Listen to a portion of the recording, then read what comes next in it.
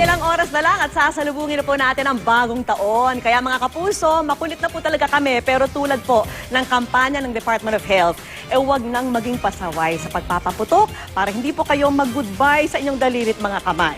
At mula po sa Jose R. Reyes Memorial Medical Center sa Maynila, nakatutok live si Julius Segovia. Julius! Vicky, sa pinakuling tala, umabot na nga sa 23 ang bilang ng mga biktima na isinugod dito sa Jose Reyes Memorial Medical Center mula December 21 hanggang ngayong araw. Agad itinakbo ng kanyang ina sa ospital ang 10 taong gulang na si John Ray matapos mabiktima na ipinagbabawal na pikulo. Galing daw sa kanyang kalaro ang paputok na agad sumabog matapos sindihan. Mapapalo ko pa nga po siya kanina eh. Sabi ni Papa niya, wag na raw pong paluin. Sinindahan ko po sa kamay, tapos pumatok sa akin. Hindi lang mga bata ang biktima ng pikulo. Isang lalaki na 52 taong gulang na taga Blumentritt ang tinamaan din. Hindi naman nagtamo ng grabing pinsala sa daliri ang biktima. May dinala rin dito sa JRRMMC kagabi na biktima umano ng ligaw na bala. Kinilala ang 27 anyos sa biktima na si Jeff Mirallas na taga Caloocan.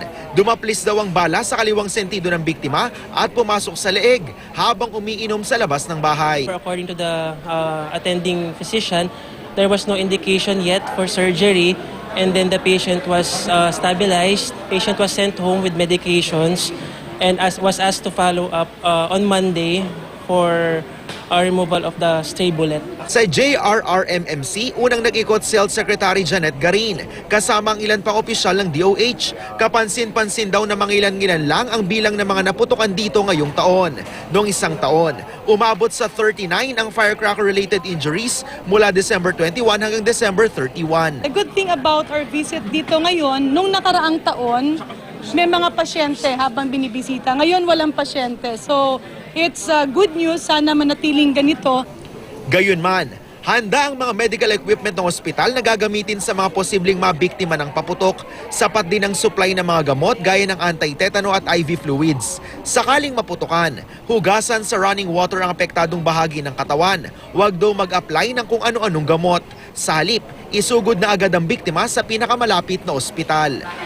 They can wash it with clean water, and then iwasan yung paglagay ng kahit anong chemical at punta agad sa pinakamalapit na ospital. Vicky, live nakuha yan mula pa rin dito sa loob ng emergency room ng JRRMMC kung saan hanggang unang linggo nga ng Enero naka-code white alert ang ospital para na rin sa pagdating pa ng mga firecracker-related injuries. Ibig sabihin, Vicky, round the clock na talaga ang pagbabantay nitong mga doktor at mga nurse at iba pang medical staff. Yan muna ang latest mula pa rin dito sa Maynila. Balik sa iyo, Vicky, at Happy New Year! Happy New Year sa iyo, Julius. Maraming salamat sa iyo.